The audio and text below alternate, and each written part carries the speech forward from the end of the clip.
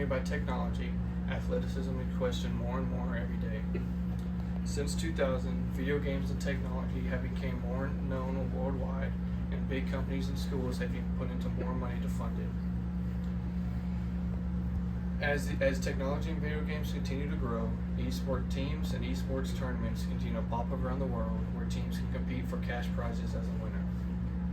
Since 2000, the largest cash prize winner was over $40 million at the 2021 Invitational Group, which was split between 5 different people. Even as gaming is known worldwide now, I still believe that computer gaming should not be considered a sport, as it can be privately owned, has a lack of physical exertion, a lack of weather variables, and can be a buffer from reality. As video games and technology grow more and more around the world, the video game need is also increased. As these smaller companies continue to produce more and more video games for players, these bigger companies buy out the small companies so they can gain revenue from their work. Dollar brand and building elements also brings this problem up, and that these big companies are also ruining the employees of these smaller companies by giving them bad working hours, bad wages, creating a bad work environment to have worse video games come out to the players. As these big companies buy out the smaller companies and ruin working environments, they also ruin the games that are produced, as they can decide whether to take out or add certain things that players would not want or would want to their video games. As sports are not necessarily privately owned, Roger Goodell is the commissioner of the NFL, but he cannot come and tell me how I should play football.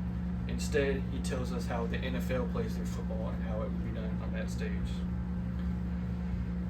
As sports are not owned by a private company, there's free will for anybody in the world to go through and pick up any type of sport or ball and play how they would want. In sports, physical exertion is required, but gaming, this is not expected from the players. In sports, the body is expected to work and move to compete at that level. In computer gaming, all is needed is a click or a move from a mouse to move the character. Sports are also known as a physical activity, where computer gaming can be known as a sedentary activity, which is an activity that requires low energy or no energy at all to complete. As computer gaming has also gotten rid of the lack of physical exertion, it has also gotten rid of the weather variables that can inflict the competition that is happening. During a football game, heavy rain could impact a home team and an away team with how they move the ball around the field or if they can throw to the receivers or not. In computer gaming, the unpredictability of weather is gone, and the players only have to worry about their skill and their opponent's skill and no other changes.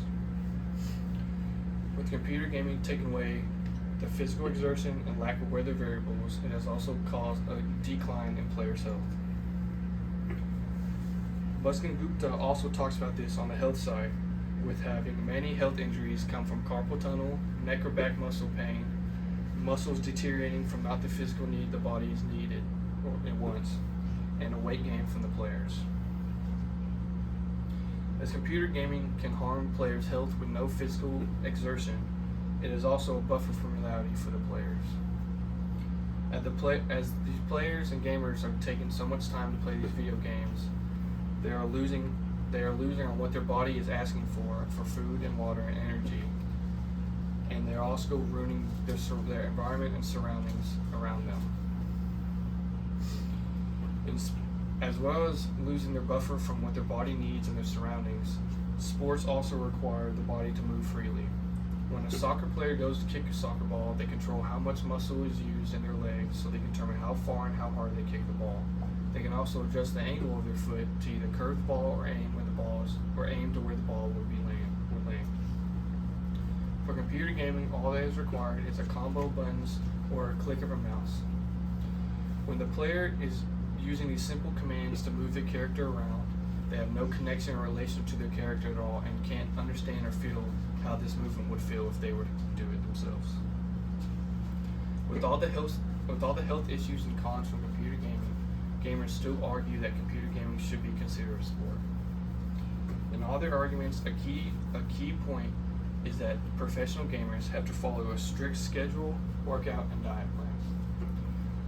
While a strict schedule, workout, and diet plan is required at all levels of sport, this does not make computer gaming a sport. When looking up the definition of sport in the dictionary, it is a physical exertion that is required while competing. While you can compete in computer gaming, there is no physical exertion coming from the body and is, in turn, not a sport. I believe that computer gaming is not a sport, as it can be owned privately, has a lack of physical exertion, a lack of weather variables, and a buffer from reality. As the world continues to grow and video games and technology become more and more of people's daily lives, it is important for us to know that if we stay active and stay healthy, we can keep our muscles at great capacity and we can all stay healthy through our day-to-day lives.